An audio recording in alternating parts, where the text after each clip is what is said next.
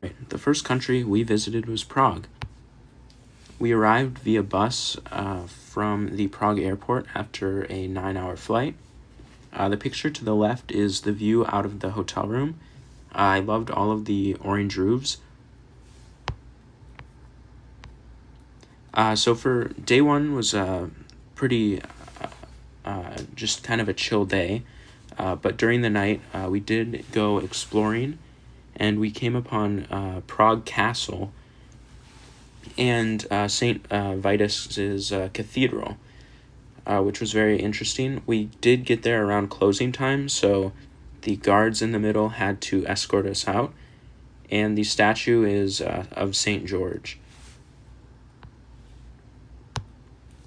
Day two, we did a lot on day two, but one of the highlights was we went to the astronomical clock in the city center of Old Town, and I really enjoyed it, but I could tell the crowd was a little disappointed. However, I still thought it was very neat. The next thing we did was we went to the John Lennon Wall, which I had no clue this was here, but it acts as sort of a memorial and then also expression under their regime in the 80s. So day three, we started the day by visiting a legal graffiti site. So I think there's about a dozen in Prague, and we got to make our own design. So I think I did the bunny, and then I also did the campanile, and this was really fun. I would like to graffiti more, but I don't think Brookings has any designated walls where you can do that, so that's kind of a bummer. Continuing on, we found a very cool park. It's the Karsna S. Neptune fountain, which is located in the bigger park. And we also stumbled upon Franz Kafka's head. This sculpture is only about 10 years old, but I thought it was very interesting. And we'll see another Kafka sculpture that I thought was even cooler. So day four, we went to Havel's Market, but we couldn't really find anything in the market area, so we went to a few shops around there and eventually a gelato place. Then after that, we went to the Dock Center for Contemporary Art, and I got to see a signed still from Breathless, which I was surprised to see it in Czechia, because it's like the most French film ever made, so it just seemed kind of out of place, and I thought that was cool. And then we traveled to the Zareka Letna's beer garden, and I think this was like preparation for Germany. All right, as for the night, we did visit the 5-story Prague nightclub, which I thought it was kind of lame. There were robots serving alcohol. It seemed very gimmicky. It kind of insisted upon itself, and overall it just I kind of thought I would feel like Dante in the Inferno, but it was just very unexciting. And there's Michael looking at the robot bartender that will eventually replace him.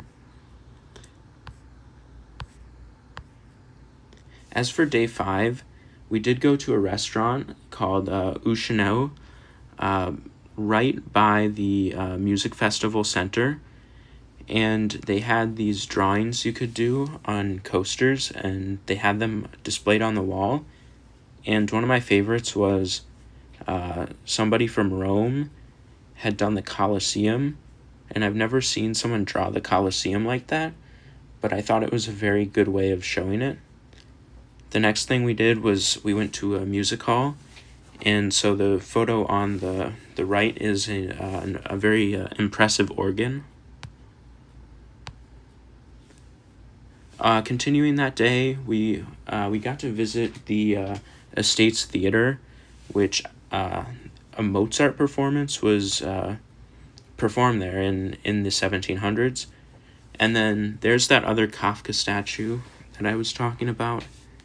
And the last photo I think we took in Munich was at the Burger King, which I know you shouldn't go to Burger King while you're in a foreign country, but they had these ceramic mugs that were very cool, whereas the US, I think they use plastic cups. So that was just an interesting way of showing like some quality control between the two countries.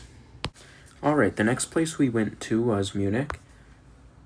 We arrived via bus or motor coach, and the first thing we were greeted with was the McDonald's. And then the photo to the right is a man dressed up in gold, and this was near our welcome dinner. And then later that night, I like to see what is playing on like television in other countries. And I found this channel, and it's a cartoon show about a depressed loaf of bread. And I thought that was very unique, and I would never think of something like that. All right, so on day 7, we did a bike tour, and the house on the left is the house where Hitler would often be hosted at parties. It was also the place where they decided to use the swastika or steal it. And the door right next to that photo is actually one of the only remaining remnants of the Nazi swastika, because it is interlinked on the design. And then that building, the King's Plot, which is the archway, it was built by Ludwig I and completed in 1862 after 46 years. Continuing with day 7, we saw the Modern Art Building, or the Museum of Modern Art, and it's been called the ugliest building in Paris. However, I actually kind of like the brutalist architecture, but I can see where someone would think it kind of just looks like an abandoned Sears. And right next to it was the alien, or the UFO, and I believe there were 50, but I think there are only around 20 now because they were used for their medals.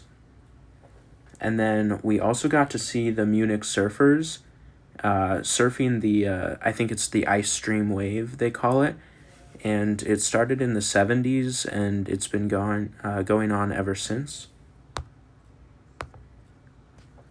Later that night, we ventured kind of far from the hotel, and we came across a memorial for the 1980 Oktoberfest bombing, and there's a lot of plaques in there to read, and I think there's even a video display, and that was very interesting to learn about because I had no clue that happened. Continuing day 8, we went to Dachau concentration camp. I only took 2 photos, but so I took a photo of the ground. There's not much left. They tore a lot of the structures down. And then on the right, it's a statue that I think was built in the 90s.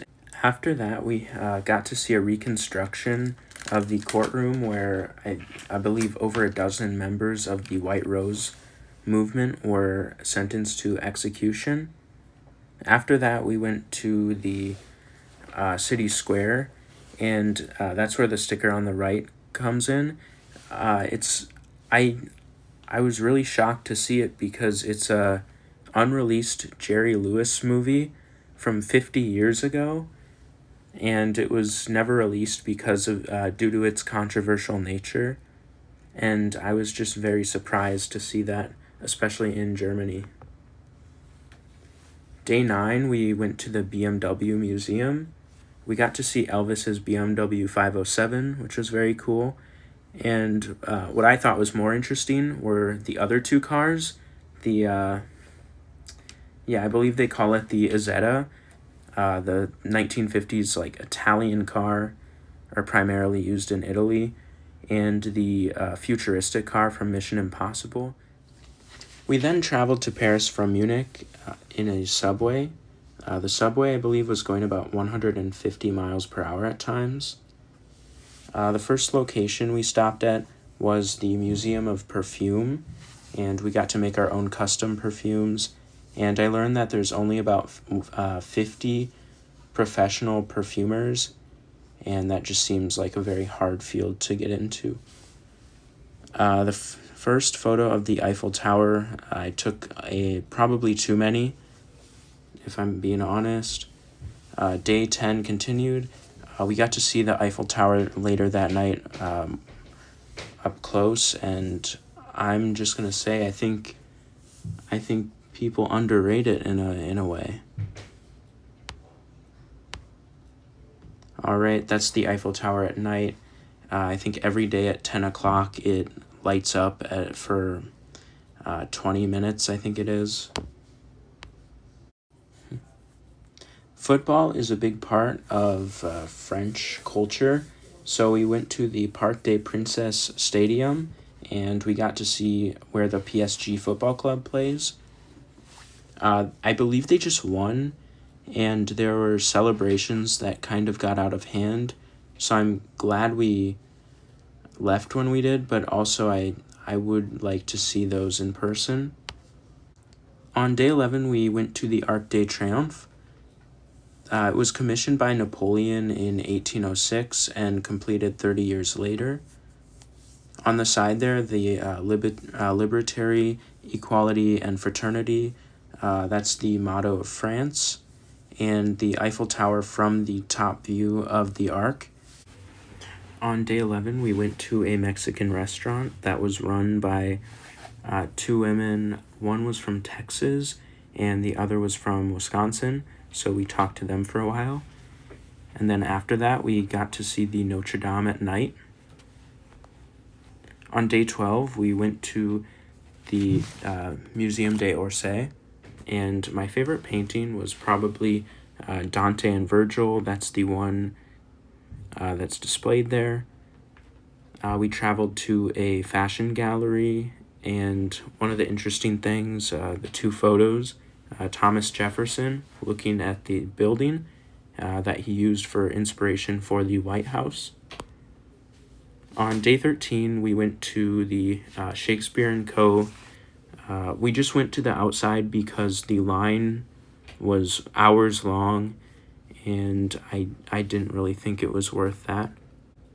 Then we went to a French theater that was showing Martin Scorsese movies, so we went to After Hours. And I rewatched it, and it was very good.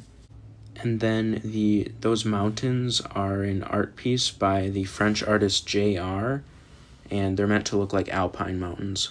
And that was very confusing when we saw them walking out of the theater. From the theater and the bridge, we then walked to the Louvre to look at the glass pyramid. Unfortunately, we were unable to get tickets for the free day, but looking at the glass period was very nice. On day 14, which was the Eiffel Tower and Notre Dame days, we had a 9:45 tour of the Notre Dame. It was very cool. I liked the shushing that was going on over the loudspeakers. And next to that was the Memorial for Human Rights. That was just by the Eiffel Tower, and I had never heard about it before. Day 14, that's the underside of the Eiffel Tower, and from the top of the Eiffel Tower, that is the Notre Dame. On our boat trip, our cruise, we saw the replica of the Eiffel Tower, or the Statue of Liberty, and I think there are 6 other replicas around the city. And then before we left, which is day 15, of course, I had to see the Eiffel Tower one more time. And then day 15, the return, This was the last photo I took in Paris, and it's of the Paris airport, and it's someone who spilled their drink, and that's kind of how I felt about returning. Overall, this is probably the best trip I've ever been on, and I want to thank all the advisors because it was just an amazing experience.